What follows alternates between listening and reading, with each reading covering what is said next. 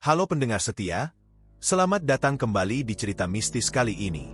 Judul kita adalah Tak Sadar Bangun Pos Ronda di Atas Kuburan, Arwahnya Ikut Ronda. Cerita ini akan membawa kita pada suasana mencekam di sebuah desa kecil. Ketika warga tanpa sengaja mendirikan pos ronda di tempat yang ternyata dulunya adalah makam tua. Kejadian-kejadian ganjil mulai muncul, membuat ronda malam yang biasanya penuh canda berubah jadi malam yang menegangkan. Sebelum lanjut ke ceritanya, jangan lupa tekan tombol subscribe, nyalakan lonceng notifikasinya, dan tulis komentar dari mana kalian mendengarkan cerita ini. Sekarang, mari kita mulai kisahnya. Malam itu, suasana desa Sukamaju terasa begitu sunyi. Angin berhembus pelan, membawa aroma tanah basah sisa hujan sore tadi. Jalanan setapak di desa itu gelap gulita karena hanya ada beberapa lampu minyak yang dipasang di depan rumah warga. Sudah sejak lama, warga merasa khawatir dengan keamanan desa. Beberapa kali pernah terjadi pencurian kecil. Ayam hilang, kambing raib. Bahkan ada warga yang rumahnya dimasuki maling saat semua orang sedang ke sawah. Karena itulah, kepala desa akhirnya mengusulkan untuk membangun sebuah pos ronda baru. Biar kita bisa jaga malam dengan lebih nyaman, ucap Pak Lurah saat rapat warga. Semua orang setuju. Keesokan harinya, para pemuda bersama bapak-bapak gotong royong mencari lokasi yang pas. Pilihan jatuh pada sebidang tanah kosong di pinggir desa, tidak jauh dari persimpangan jalan. Lokasinya strategis, bisa memantau siapa saja yang lewat. Tanah itu sudah lama terbengkalai, ditumbuhi ilalang tinggi, dan tidak ada yang berani memanfaatkannya. Tidak ada yang tahu pasti siapa pemilik aslinya.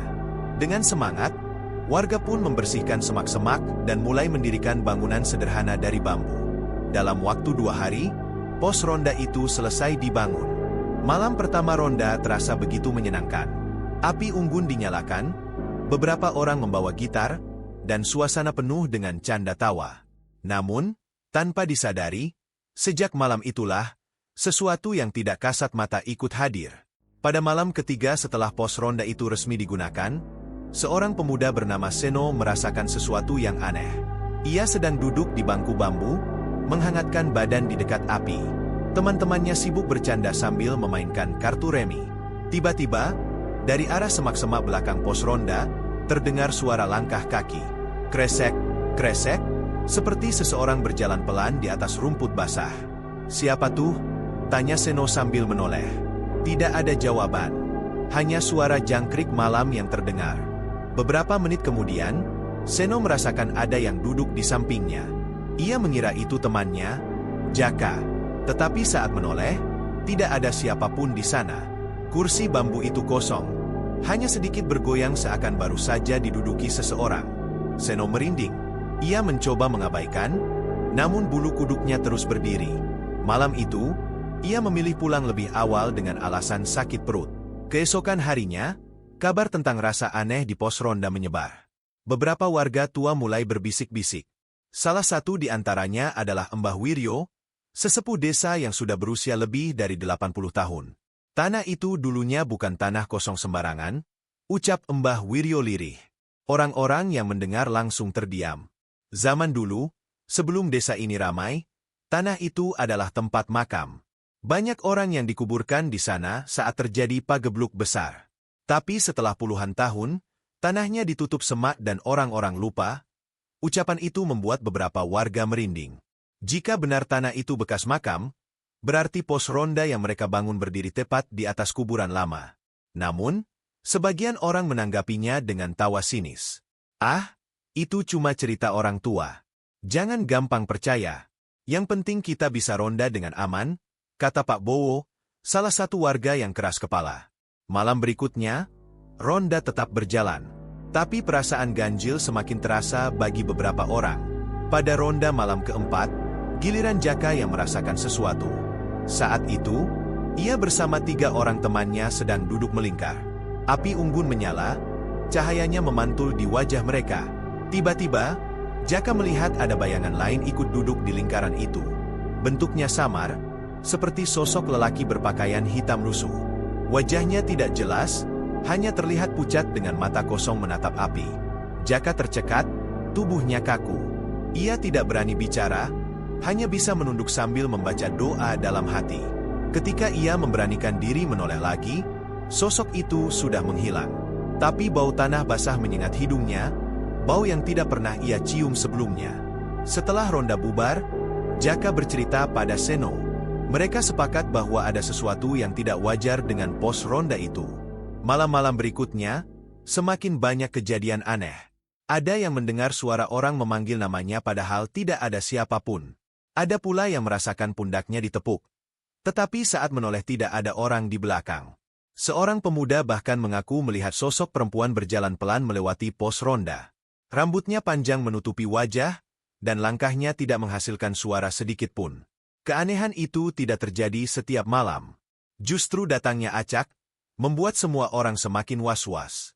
Beberapa warga mulai enggan ikut ronda. Namun, yang paling menyeramkan adalah ketika ada yang melihat bayangan lebih dari jumlah orang yang sedang berjaga.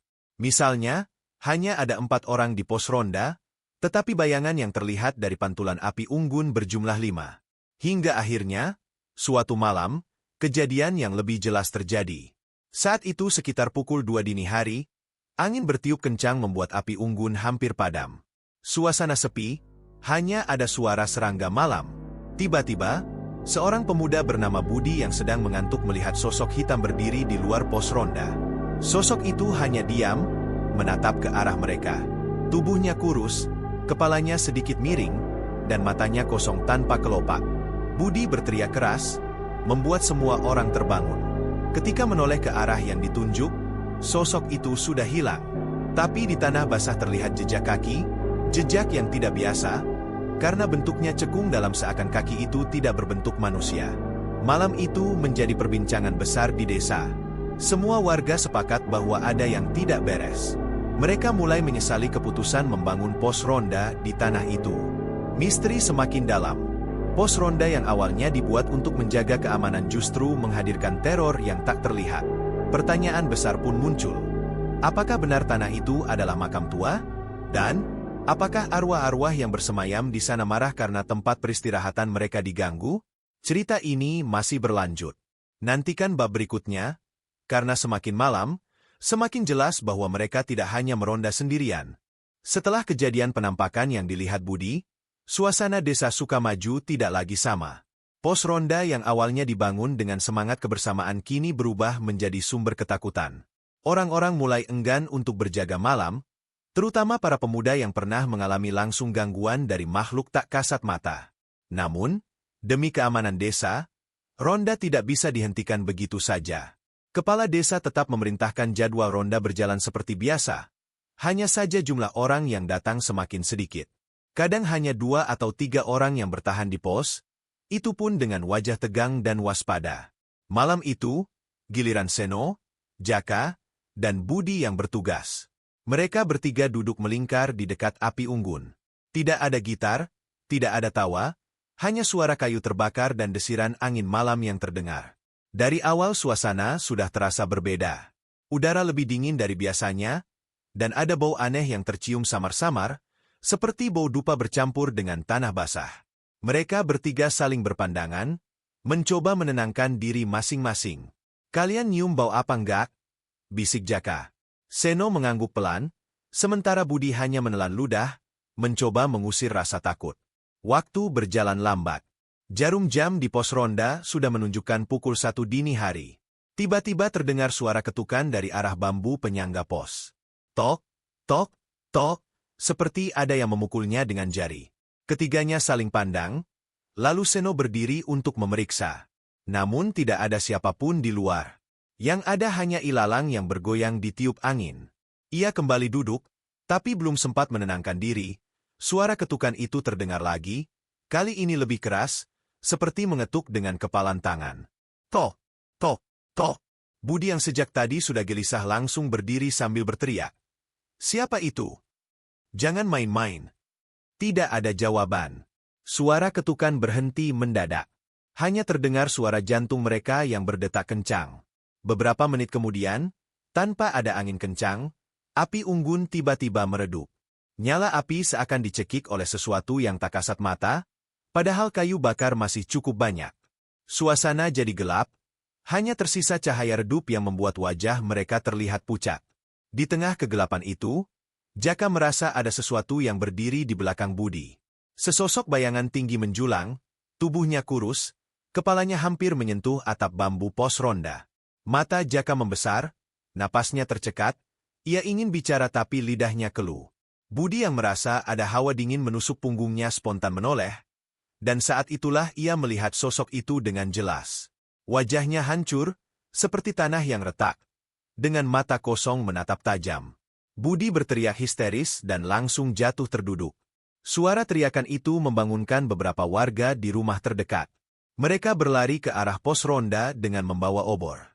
Begitu orang-orang datang, sosok itu sudah menghilang, hanya meninggalkan bau busuk menusuk hidung. Seno dan Jaka masih gemetar, sementara Budi tidak berhenti menangis. Warga yang melihat kejadian itu menjadi yakin bahwa pos ronda memang berdiri di tempat yang salah. Keesokan paginya, rapat dadakan digelar di rumah kepala desa. Hampir semua orang datang, termasuk Embah Wiryo. Dengan suara berat, Embah Wiryo mengatakan, "Saya sudah bilang dari awal, tanah itu dulu bekas pemakaman. Arwah-arwah di sana tidak akan tenang kalau tempat mereka dipakai seenaknya. Kita sudah mengganggu." Beberapa orang langsung menyalahkan kepala desa karena tidak memeriksa riwayat tanah sebelum mendirikan pos. Namun, sebagian lain masih bersikeras tidak percaya. Kalau benar ada arwah, kenapa baru sekarang muncul? Kenapa tidak dari dulu? Kata Pak Bowo yang terkenal keras kepala. Embah Wiryo hanya menghela napas panjang. Karena kalian baru saja membangunkan mereka. Ucapnya pelan. Suasana rapat mendadak hening. Malam berikutnya, meski rasa takut semakin kuat, ronda tetap dijalankan. Kali ini lebih banyak warga yang datang karena mereka takut meninggalkan pos kosong. Namun jumlah orang yang lebih banyak tidak membuat suasana lebih aman. Justru semakin banyak yang mengalami kejadian aneh.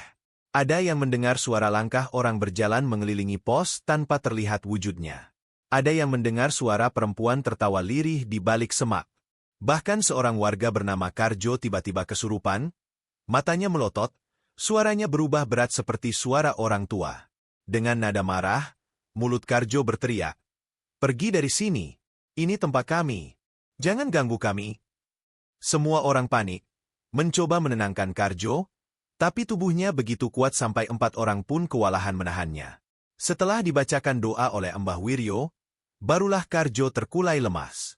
Ia tidak ingat apa-apa setelah sadar. Kejadian itu membuat semua orang tidak lagi berani menyepelekan. Mereka akhirnya sepakat untuk meminta bantuan orang pintar dari desa sebelah. Keesokan harinya, seorang dukun bernama Ki Santoso datang. Dengan pakaian serba hitam dan membawa dupa, ia berjalan mengelilingi pos ronda sambil menggumamkan mantra. Setelah beberapa lama, Ki Santoso berkata bahwa memang benar tanah itu adalah bekas pemakaman massal. Ada puluhan arwah yang bersemayam di sana, dan mereka tidak suka diganggu. Mereka merasa terusik dengan nyanyian, tawa, dan api unggun yang kalian nyalakan di atas kepala mereka. Jelas Ki Santoso.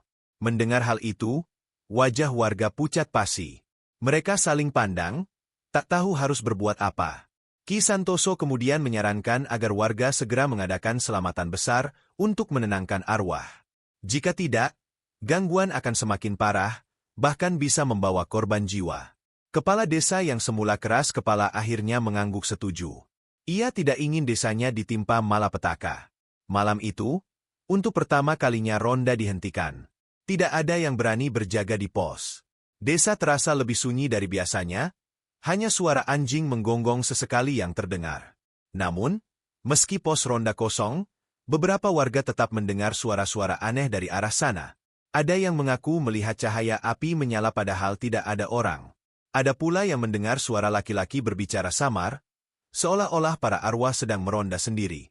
Malam-malam berikutnya semakin menyeramkan. Semakin sering terdengar suara-suara aneh, bahkan ada warga yang melihat bayangan hitam bergerak dari satu rumah ke rumah lain, seakan arwah itu tidak hanya diam di pos ronda. Warga pun semakin cemas, menunggu pelaksanaan ritual yang dijanjikan Ki Santoso. Cerita ini masih jauh dari akhir. Karena gangguan yang terjadi di desa Sukamaju hanyalah permulaan dari sesuatu yang lebih besar. Arwah-arwah itu tidak hanya marah, tapi juga ingin menunjukkan bahwa mereka masih ada. Masih hidup dalam dunia yang tak kasat mata. Dan ketika pos ronda sudah berdiri di atas kepala mereka, maka mereka tidak akan membiarkan para manusia ronda sendirian. Hari-hari berikutnya di desa Sukamaju terasa semakin mencekam. Warga menunggu ritual selamatan yang dijanjikan oleh Ki Santoso, seorang dukun dari desa sebelah. Persiapan dilakukan dengan tergesa-gesa. Beberapa ibu memasak nasi tumpeng, ayam ingkung, serta berbagai sesaji berupa bunga 7 rupa, kemenyan, dan air kendi. Laki-laki membersihkan sekitar pos ronda, menyingkirkan rumput liar, dan menyiapkan tikar sebagai tempat doa bersama. Semua orang berharap dengan adanya selamatan itu, arwah-arwah yang terusik bisa tenang dan tidak lagi mengganggu. Namun, tidak semua warga percaya penuh. Ada juga yang diam-diam merasa acara ini hanya buang-buang waktu, terutama Pak Bowo, orang yang dari awal selalu menyepelekan semua cerita tentang arwah. Menjelang malam, warga mulai berkumpul di sekitar pos ronda. Api unggun kembali dinyalakan, tapi kali ini bukan untuk bercanda, melainkan sebagai penerangan agar ritual bisa berjalan dengan jelas. Ki Santoso duduk bersila di depan sesaji, membakar kemenyan, dan mulai melantunkan mantra. Asap putih mengepul, menyebarkan bau menyengat ke seluruh area. Suasana mendadak hening. Hanya suara mantra Ki Santoso yang terdengar berulang-ulang. Sesekali, angin bertiup kencang, membuat beberapa orang menggigil meski api unggun menyala besar. Saat ritual berlangsung, tiba-tiba terdengar suara lirih seorang perempuan menangis dari arah belakang pos. Semua orang terdiam, mencoba mencari asal suara itu, tapi tidak ada yang berani bergerak. Ki Santoso tetap melanjutkan mantranya, seakan tidak terpengaruh. Namun, tangisan itu semakin keras, berubah menjadi jeritan panjang yang membuat anak-anak kecil ketakutan. Beberapa ibu langsung memeluk anak mereka erat-erat. "Tenang, jangan panik, ini ujian," kata Ki Santoso dengan suara lantang, berusaha menenangkan. Ia lalu mengambil kendi berisi air yang sudah diberi doa, lalu memercikannya ke 4 penjuru pos ronda. Belum sempat suasana tenang, tiba-tiba lampu petromax yang dipasang warga untuk penerangan meledak keras, kaca pecah berhamburan. Api dari sumbu yang terbakar hampir mengenai beberapa orang. Mereka menjerit panik, berlari ke arah yang lebih jauh. Ki Santoso tetap duduk dengan wajah tegang, matanya terpejam, seakan sedang melawan sesuatu yang tidak terlihat. Asap kemenyan mendadak padam, padahal bara arang masih menyala. Angin semakin kencang, dan suara jeritan perempuan tadi berubah menjadi tawa yang menakutkan, menggema di seluruh desa. Beberapa warga langsung yakin bahwa arwah yang marah tidak menerima selamatan itu. Ada yang berbisik, mungkin sesaji yang disiapkan tidak sesuai, atau mungkin karena sejak awal mereka membangun pos tanpa izin dari para penunggu. Saat itulah, tubuh Pak Bowo yang duduk di dekat tikar tiba-tiba terhuyung ke belakang. Matanya terpejam, wajahnya pucat, lalu tubuhnya kejang-kejang. Orang-orang panik, mencoba menolong, tapi tiba-tiba ia bangun dengan mata melotot dan suara parau. "Pergi dari sini. Kami tidak butuh makanan ini. Kalian sudah merampas tempat kami." Suara Pak Bowo yang keras dan seram membuat semua orang terdiam. Tidak ada yang berani mendekat. Ia kemudian berdiri, berjalan kaku ke arah sesaji, lalu menendangnya hingga nasi tumpeng dan bunga-bunga berhamburan ke tanah.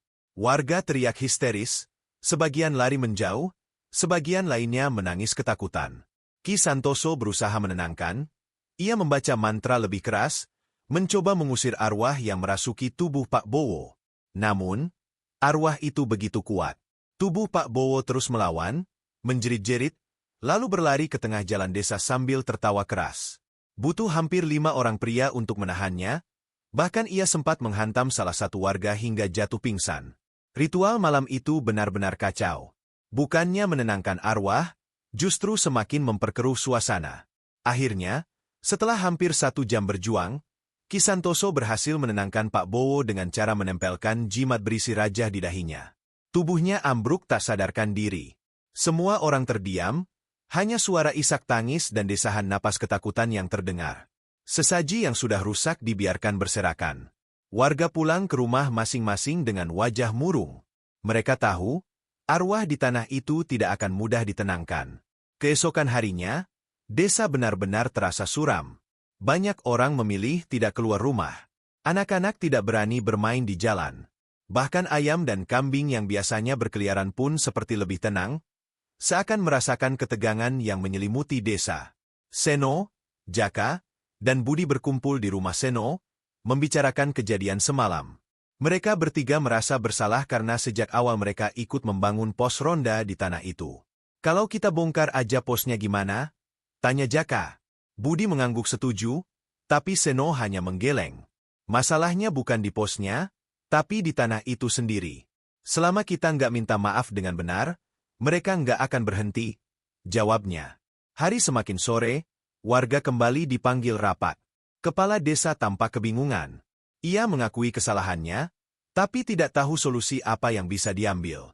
Ki Santoso yang hadir lagi kali ini berkata bahwa ritual selamatan gagal karena ada arwah yang lebih kuat dari biasanya. Menurutnya, arwah yang marah itu adalah sosok pemimpin dari makam lama, mungkin seorang dukun zaman dulu atau orang yang dikuburkan dengan cara tidak wajar. Kalau ingin arwah itu tenang, tidak cukup dengan selamatan biasa. Harus ada tumbal, ucapnya dengan serius. Mendengar kata tumbal, warga langsung riuh. Sebagian besar menolak. Mereka tidak ingin mengorbankan siapapun. Namun, Ki Santoso tidak menjelaskan tumbal itu berupa apa. Ia hanya berkata akan memberi waktu semalam lagi untuk menyiapkan keputusan. Malam itu, meski warga sepakat tidak ada ronda, pos ronda tetap terdengar ramai. Beberapa orang mengaku melihat bayangan orang-orang duduk melingkar, padahal tidak ada manusia di sana. Bahkan suara ketukan bambu ronda terdengar nyaring. Seakan arwah-arwah itu memang mengambil alih tugas menjaga desa. Suasana semakin menyeramkan ketika tengah malam terdengar suara kentongan dipukul 3 kali, tanda bahaya. Warga yang mendengar langsung keluar rumah, tapi saat mendekat ke pos ronda, tidak ada seorang pun di sana. Kentongan masih bergoyang sendiri, padahal tidak ada tangan yang memukulnya. Orang-orang hanya bisa berdiri terpaku dengan wajah pucat, tak berani masuk lebih dekat. Malam itu menjadi saksi bahwa pos ronda kini bukan lagi milik manusia, melainkan milik para arwah yang sudah terusik. Cerita ini belum berakhir, karena malam-malam selanjutnya justru akan membawa teror yang lebih nyata. Arwah yang marah bukan hanya menampakkan diri, tapi mulai menunjukkan bahwa mereka mampu melukai siapa saja yang berani bertahan. Dan saat warga mulai sadar bahwa tumbal yang dimaksud Ki Santoso bukan sekadar sesaji, mereka pun dihadapkan pada pilihan yang mengerikan. Malam itu suasana pos ronda terasa lebih mencekam daripada biasanya. Angin berhembus pelan namun menusuk hingga ke tulang, seolah membawa bisikan yang tak pernah berhenti. Suara daun bambu beradu menimbulkan kesan seakan ada seseorang yang berjalan di sekitarnya. Para pemuda yang biasanya mengobrol santai, kali ini lebih banyak diam. Hanya sesekali terdengar suara batu kecil atau kayu terbakar di tungku yang dipasang untuk menghangatkan badan. Mereka tahu, ada sesuatu yang tidak beres dengan pos ronda itu. Semenjak pertama kali dibangun, sudah banyak tanda-tanda aneh yang mereka saksikan. Mulai dari suara langkah misterius, bayangan yang bergerak tanpa wujud, hingga suara gamelan di tengah malam. Semuanya menimbulkan pertanyaan besar. Ada apa sebenarnya di bawah bangunan itu? Malam semakin larut, jarum jam menunjuk angka 2 dini hari. Tiba-tiba, suara anjing menggonggong panjang terdengar dari arah pemakaman yang tak jauh dari sana. Gonggongan itu tidak biasa, nadanya serak, panjang, dan berulang-ulang. Wajah para pemuda pucat, sebagian dari mereka langsung menelan ludah. Salah seorang pemuda bernama Tono memberanikan diri berdiri dan menajamkan telinga. "Kalian dengar?" tanyanya lirih. Semua mengangguk pelan, mata mereka menatap satu sama lain, penuh rasa was-was. Tak lama kemudian, angin bertiup lebih kencang, membuat atap seng pos ronda itu bergetar hebat, menimbulkan suara berisik seakan ada tangan yang mengetuk-ngetuk dari atas. Pak Lurah yang malam itu kebetulan ikut ronda terlihat semakin gelisah. Ia sudah sejak lama mengetahui rahasia gelap tanah tempat pos ronda itu berdiri, namun ia sengaja menyembunyikannya dari warga. Matanya berkaca-kaca, beban yang ia simpan selama bertahun-tahun kini mulai terasa semakin berat. Tiba-tiba dari arah pojok pos ronda, suara serak seorang kakek tua terdengar. "Kalian semua bodoh, bagaimana mungkin membangun tempat jaga di atas tanah yang tak seharusnya kalian usik?" Semua menoleh kaget, padahal sebelumnya tidak ada seorang pun duduk di pojok itu. Tubuh kakek tua tersebut terlihat kurus, matanya cekung, bajunya lusuh penuh tanah, seperti baru saja bangkit dari kubur. Beberapa pemuda berteriak histeris, sebagian lagi hanya bisa membeku tanpa suara. Tono yang paling dekat dengan kakek itu mencoba melangkah mundur. Namun kakinya terasa berat seakan dipaku ke lantai bambu. "Ah, apa maksudmu, Kek?" Suaranya terbata-bata. Kakek itu menatap tajam, lalu menunjuk ke bawah lantai pos ronda. "Di sini, ada jasad yang tidak tenang. Kalian menindihnya dengan bangunan ini." Dia marah. Dia meminta ganti. Suasana semakin mencekam. Semua orang kini menatap ke arah Pak Lurah, seakan menunggu jawaban. Dengan wajah penuh ketakutan, Pak Lurah akhirnya membuka suara. "Kalian harus tahu, dulu sebelum pos ronda ini dibangun, tanah ini adalah bekas kuburan tua. Banyak jenazah yang tidak dikenal dikubur di sini, korban pagebluk, korban kerusuhan, juga mereka yang tidak memiliki keluarga. Aku sengaja tidak memberitahumu, karena kuburan itu sudah lama tak terurus. Aku kira tidak akan ada masalah jika kita membangunnya." Semua pemuda terdiam, dada mereka terasa sesak. "Lalu, apa yang sebenarnya terjadi pada malam-malam ini?" tanya seorang pemuda lain, suaranya hampir tak terdengar. Kakek tua itu tersenyum miring, senyum yang membuat bulu kuduk merinding. Rohnya tidak rela. Mereka merasa terhina. "Setiap malam, mereka ikut ronda bersama kalian, bukan untuk menjaga, tapi untuk menagih." Tono yang sejak tadi menahan napas akhirnya memberanikan diri bertanya. "Menagih? Apa maksudnya, Kek?" Kakek itu perlahan mendekat, wajahnya makin jelas terlihat. Kulitnya pucat kehijauan, bibirnya biru, dan matanya kosong tanpa bola. "Mereka menagih tumbal." Hening. Suasana langsung membeku. Semua pemuda saling berpandangan, tak ada satupun yang berani bersuara. Kata, "tumbal," itu bergaung di kepala mereka. "Tumbal untuk siapa? Untuk apa?" Kakek itu melanjutkan dengan suara parau. "1 jiwa manusia, sebagai ganti tanah yang kalian rusak. Jika tidak, maka 1 persatu dari kalian akan dibawa." Seketika tubuh para pemuda gemetar, sebagian menangis ketakutan. Sementara itu, Pak Lurah tampak terpuruk, menundukkan kepala, seolah merasa bersalah besar. Angin kembali berembus kencang, api di tungku tiba-tiba padam dengan sendirinya. Pos ronda kini hanya diterangi cahaya lampu minyak yang redup, membuat bayangan di dinding menari-nari seperti sosok-sosok hitam yang bergerak bebas. Lalu terdengar suara langkah kaki berat dari bawah lantai bambu, seolah ada yang berjalan di bawah pos ronda. Suara itu semakin keras, seakan lantai akan jebol setiap saat. "Dia datang," bisik kakek tua itu.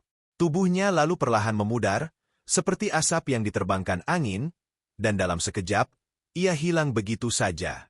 Teriakan histeris pecah, beberapa pemuda langsung berlari keluar pos ronda. Namun anehnya jalan keluar terasa jauh sekali, seperti tak sampai-sampai. Mereka berlari sekuat tenaga, namun pos ronda itu tetap ada di belakang mereka. Seakan mereka terjebak dalam lingkaran gaib yang tak berujung. Sementara itu, dari bawah lantai, terdengar suara erangan panjang, berat, dan penuh dendam. Lantai bambu mulai retak. Satu persatu bilahnya terbelah, hingga sebuah tangan hitam penuh tanah meraih keluar, mencoba menarik siapa saja yang ada di atasnya. Pak Lurah yang sudah tak sanggup menahan rasa bersalah akhirnya berteriak. "Hentikan! Aku yang salah. Ambil saja aku, jangan warga yang lain." Namun suara itu tidak menggubris. Tangan hitam itu semakin banyak, keluar dari retakan lantai, mencoba meraih kaki para pemuda. Tangisan, doa, dan jeritan bercampur jadi satu, menciptakan malam paling mencekam sepanjang sejarah desa itu. Dan dari kejauhan, lonceng kecil dari arah kuburan berbunyi sendiri, menandakan bahwa roh-roh telah bangkit untuk menagih janji. Malam itu menjadi awal kengerian baru, ketika pos ronda bukan lagi sekadar tempat berjaga, melainkan pintu antara dunia manusia dengan dunia arwah yang menuntut balas. Malam itu suasana di pos ronda kembali mencekam. Setelah kejadian kaca pecah sendiri dan suara-suara aneh yang terus terdengar, warga yang biasanya ramai berjaga mulai berkurang. Hanya tersisa beberapa orang saja yang berani menemani Pak Jaya, kepala ronda desa. Wajah-wajah mereka pucat, mata terlihat waspada, dan tubuh duduk tegang seakan siap berlari jika ada sesuatu yang tiba-tiba muncul. Tidak ada lagi canda tawa, yang ada hanya diam penuh kecemasan. Pak Jaya duduk bersandar di tiang pos ronda dengan napas berat. Sejak kejadian itu, ia semakin yakin ada sesuatu yang salah dengan lokasi pos ronda yang baru. Apalagi, Anak-anak kecil sering mengeluh ketakutan saat melewati jalan dekat pos itu. Bahkan beberapa orang tua mengaku anak-anak mereka sering terbangun tengah malam, menjerit-jerit sambil mengatakan ada sosok tinggi hitam yang berdiri di dekat pos ronda. Aku rasa kita harus bicara pada Mbah Wiryo, ucap Pak Jaya akhirnya memecah keheningan. Namanya Mbah Wiryo, orang tua sepuh yang dikenal sebagai tetua desa, orang yang masih menyimpan banyak cerita tentang masa lalu tanah itu. Esok paginya, Pak Jaya bersama dua orang warga lain, Budi dan Saman, mendatangi rumah Mbah Wiryo. Rumah kayu sederhana itu terletak agak jauh dari pusat desa, dikelilingi pepohonan besar yang rimbun. Saat mereka mengetuk pintu, Mbah Wiryo sudah berdiri di ambang, seolah sudah tahu ada yang akan datang. Matanya yang keriput tampak tajam, penuh rahasia yang tidak semua orang bisa pahami. Kalian mau bicara soal pos ronda itu? Bukan? Tanyanya tenang, membuat ketiga orang itu saling berpandangan. Mereka mengangguk pelan, lalu dipersilakan masuk. Di dalam rumah yang penuh aroma kayu tua dan dupa, Mbah Wiryo mulai bercerita. Dengan suara lirih, ia mengungkapkan sesuatu yang membuat bulu kuduk mereka berdiri. Tanah tempat kalian bangun pos ronda itu, dulunya bukan tanah biasa. Itu tanah keramat, tempat orang-orang dulu sering mengubur jenazah tanpa nama. Orang-orang yang mati karena wabah, atau mereka yang tidak punya keluarga. Tidak ada yang berani menyentuh tanah itu. Dulu, leluhur selalu mewanti-wanti agar tidak mendirikan bangunan di atasnya.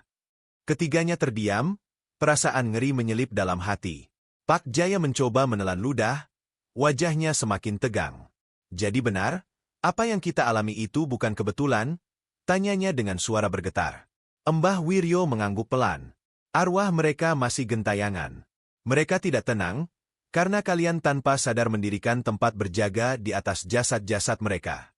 Mereka marah, karena setiap malam kalian berisik di sana, seakan menginjak-injak tempat peristirahatan mereka. Budi yang sejak tadi diam, mendadak membuka suara. Lalu, apa yang harus kita lakukan, Mbah? Kami tidak mungkin membiarkan pos ronda itu begitu saja. Itu tempat penting bagi keamanan desa. Mbah Wiryo memejamkan mata sebentar, lalu membuka kembali. Ada dua pilihan.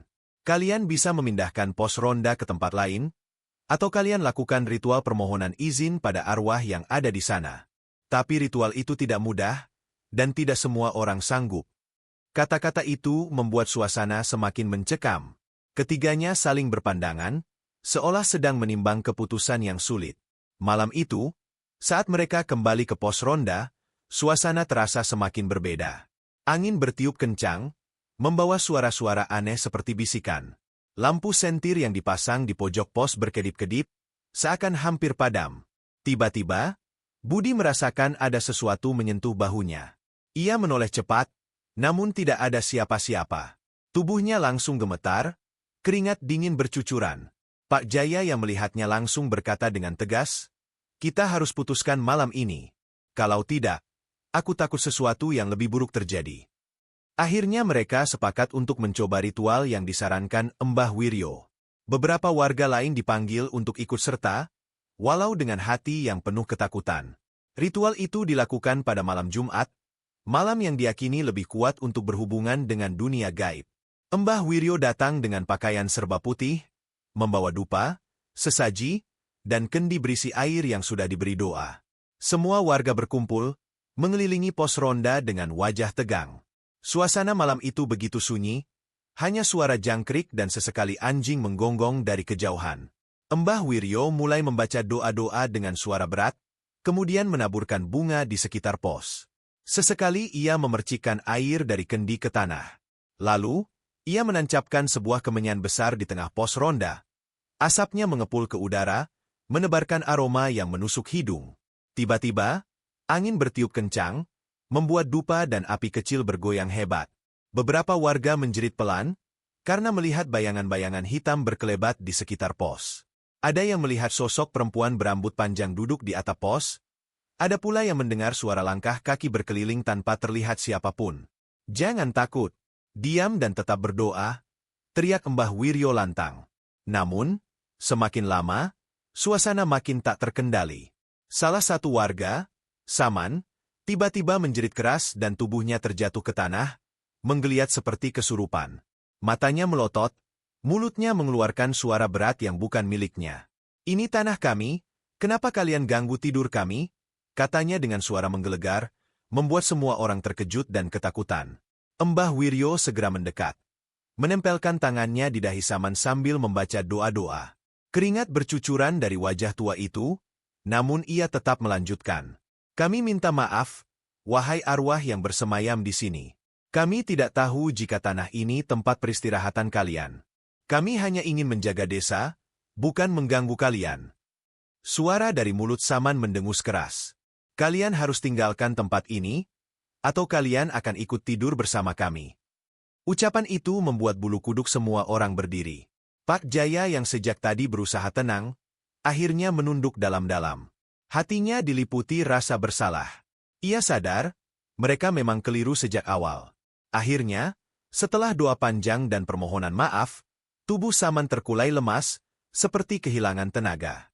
Arwah yang merasukinya sudah pergi, meninggalkan tubuh itu.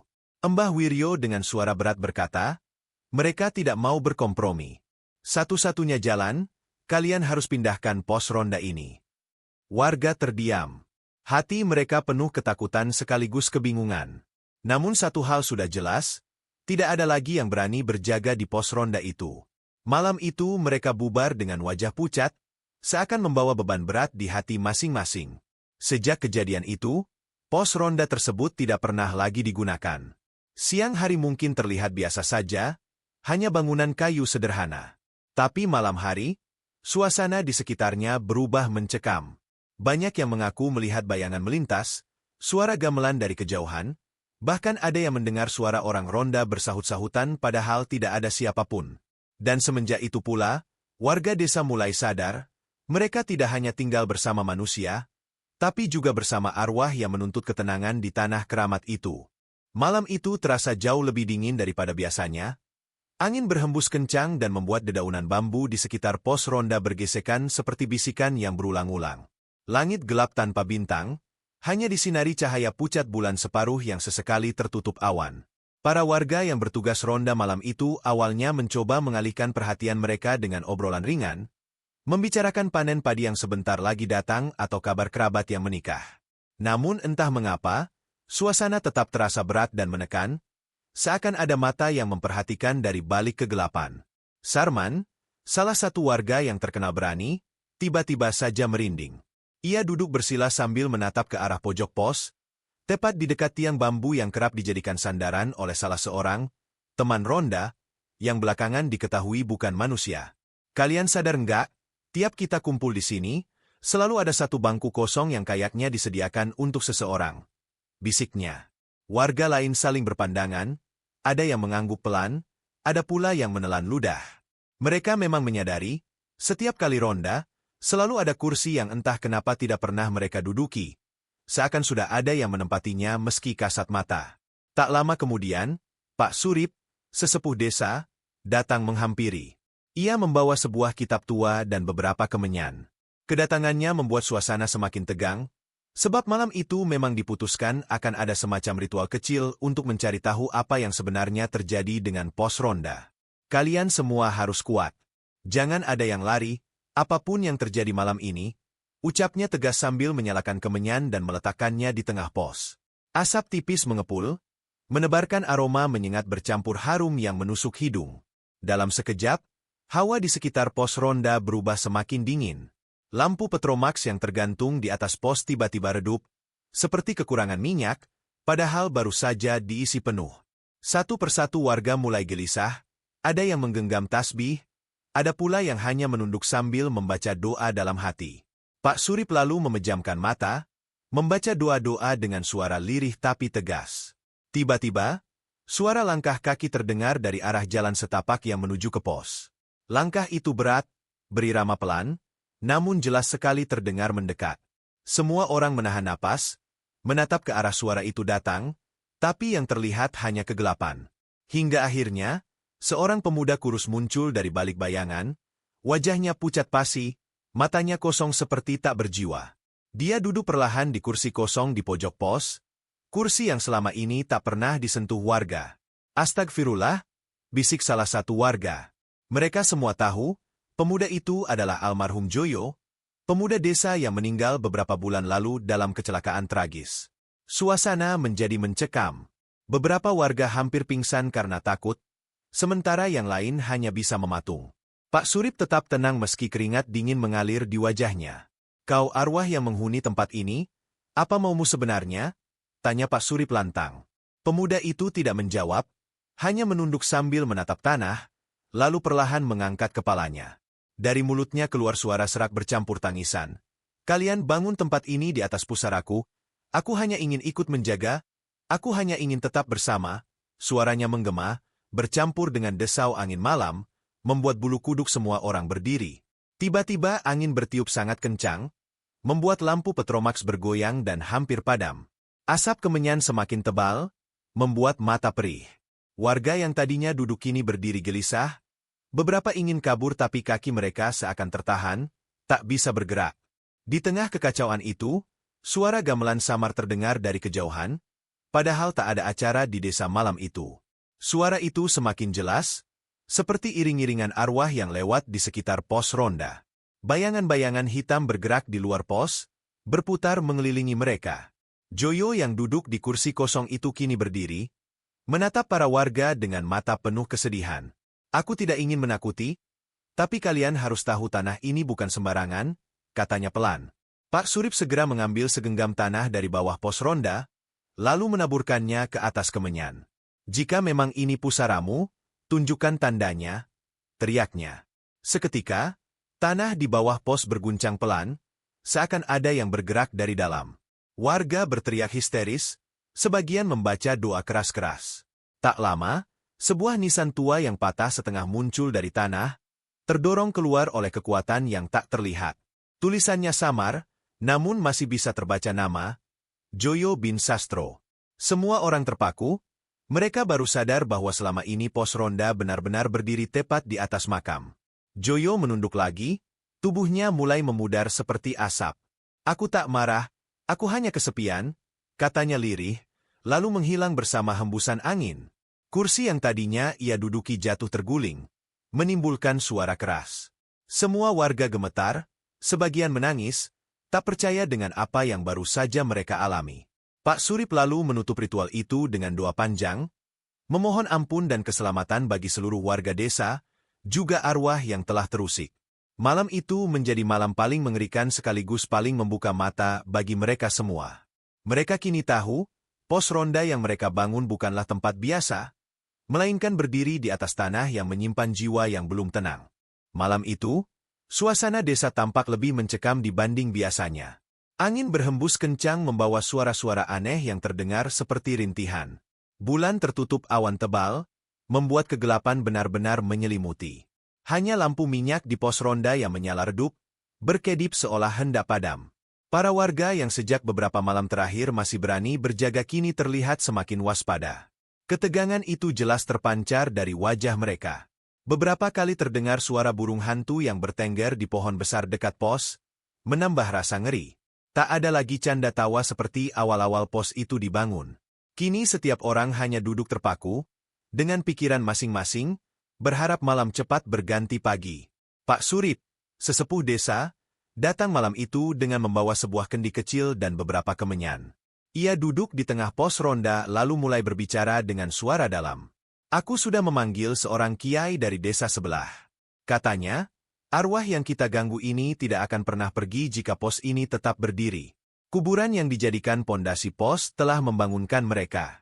Selama ini, mereka hanya tidur tenang. Tapi kita mengusik." Semua orang terdiam, menunduk dalam-dalam. Tak ada yang berani menyela. Perasaan bersalah makin menekan hati mereka. Saat itulah suara langkah kaki terdengar mendekat. Padahal tak seorang pun yang sedang berjalan. Lantai bambu pos berderit, seperti ada yang menginjak, meski tak terlihat siapapun.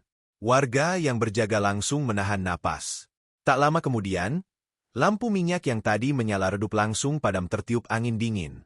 Gelap gulita menyelimuti pos ronda. Dari kegelapan itu terdengar suara serak. "Kenapa kalian duduk di atas tubuhku?" Suara itu membuat semua orang terpaku. Ada yang langsung menutup telinga, ada pula yang membaca doa dengan terbata-bata. Pak Surip segera menyalakan kembali lampu minyak sambil membakar kemenyan. Asap tipis menyebar, namun yang membuat bulu kuduk berdiri adalah bayangan samar-samar yang kini terlihat duduk di antara mereka. Sosok itu tinggi, wajahnya pucat tanpa mata, hanya rongga hitam kosong. Tubuhnya mengenakan kain kafan yang sudah sobek-sobek. Aroma tanah basah dan anyir darah menguar semakin kuat. "Aku tidak marah, aku hanya ingin tenang." Suara sosok itu terdengar lebih jelas. Para warga semakin pucat. Salah seorang pemuda hampir pingsan karena tubuhnya gemetar hebat. Kiai yang dipanggil Pak Surip akhirnya datang dengan membawa kitab dan segenggam garam kasar. Ia langsung duduk bersila di luar pos ronda, membaca doa dengan suara lantang. Suara ayat suci itu bergema ke seluruh penjuru. Awalnya, bayangan hitam itu hanya berdiri diam. Namun tak lama kemudian ia berteriak keras, suaranya melengking dan membuat telinga sakit. Pohon di sekitar pos ronda ikut bergetar, dedaunan rontok jatuh bersamaan. Kiai tetap melanjutkan bacaannya, sementara warga hanya bisa menutup mata sambil menahan ketakutan. Tiba-tiba, sosok itu melompat ke arah salah seorang warga, mencoba meraih lehernya. Namun sebelum sempat menyentuh, garam yang dilemparkan Kiai mengenai bayangan itu, dan terdengar suara mendesis seperti api terkena air. Sosok itu berteriak kesakitan lalu mundur, wajahnya semakin kabur. "Hancurkan pos ini. Biarkan aku kembali tidur," teriaknya. Setelah itu, bayangan itu perlahan memudar dan menghilang. Namun suasana tetap mencekam. Pak Surip segera memberi perintah. Malam itu juga, tanpa menunggu pagi, warga bersama-sama membongkar pos ronda. Mereka bekerja dengan cepat, meski tubuh masih gemetar. Suara bambu patah, kayu dicabut, dan genting berjatuhan terdengar bersahutan di tengah malam.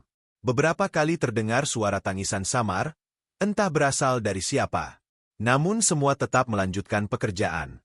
Hingga akhirnya, hanya tersisa tanah gundul dengan bekas kuburan yang kembali terlihat jelas di bawah cahaya bulan yang perlahan muncul dari balik awan.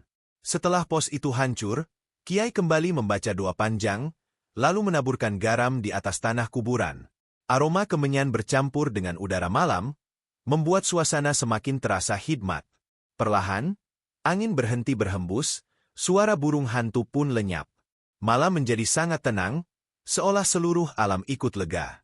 Para warga saling pandang, masih terkejut dengan apa yang baru saja terjadi.